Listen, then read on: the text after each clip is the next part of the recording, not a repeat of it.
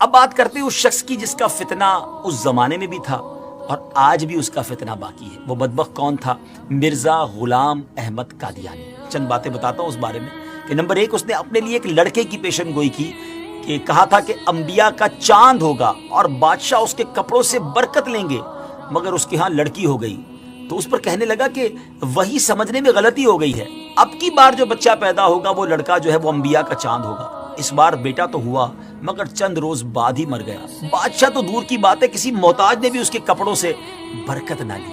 Number 2، اس نے ایک اور پیشن گوئی کی کہ آسمانی بیوی کی پیشن گوئی کی اور اپنی چچا زاد بہن احمدی کو خط بھیجا کہ اپنی بیٹی محمدی بیگم میرے نکاح میں دے دے۔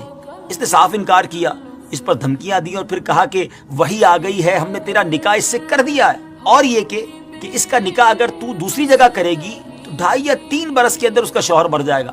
مگر اس خدا کی بندی نے اس بدبخت کی ایک نہ سنی اور سلطان محمد خان سے نکاح کر دیا۔ وہ آسمانی نکاح دھرا کا دھرا ہی رہ گیا، کچھ بھی نہ ہوا، وہ شوہر نہ مرا اور نہ کچھ اور ہوا۔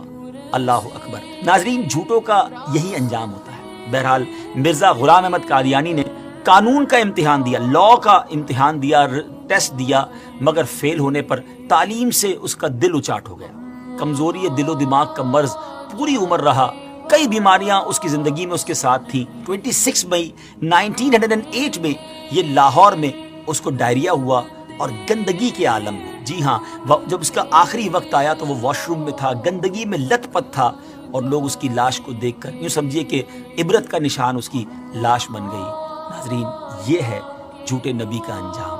ہم سب کو یقیناً یہ یقین ہے، ہمارا ایمان ہے کہ ہمارے آقا علیہ الصلوۃ والسلام ہی آخری نبی ہیں، اور خود نبی پاک علیہ الصلوۃ والسلام نے جو فرما دیا، لا نبی بعدی، میرے بعد کسی نبی نے نہیں آنا، اور یہی ہمارا ایمان، یہی ہمارا بلیف ہے۔ لیکن ایک بات یاد رکھنی ہے کہ اس طرح کے دعوے کرنے والے، اس طرح کی جرت کرنے والے، اس طرح کا کلیم کرنے والے لوگ اور بھی آئیں گے، کیونکہ علماء کرام نے نبی پاک علیہ الصلوۃ والسلام کی احادیث سے جو ایکسٹریکٹ کیا ہے، جو شرح بیان کی ہے، وہ یہی ہے کہ قیامت سے پہلے اور بھی نبوت کے دعوے دار آئیں گے۔ ہو سکتا ہے اس دور میں، ہو سکتا ہے کچھ دنوں کے بعد یا کچھ سالوں کے بعد، لیکن مسلمانوں کا شروع سے یہ عقیدہ رہا کہ ان جھوٹے دعوے داروں کی طرف کوئی توجہ نہیں کرنی۔ ہم سب کا عقیدہ، ہمارا بلیف اتنا مضبوط ہونا چاہیے، اور ہے الحمدللہ کہ ہمارے آقا علیہ الصلوۃ والسلام ہی آخری نبی ہے۔ کیا خوبصورت قرآن پاک کی سورہ احزاب کی آیت نمبر 40 ہے نا، اللہ تعالیٰ قرآن مجید میں کیا ارشاد فرماتا ہے؟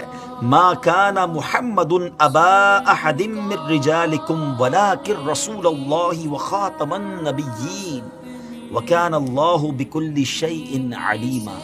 سبحان اللہ، کتنا خوبصورت اس کا ترجمہ ہے۔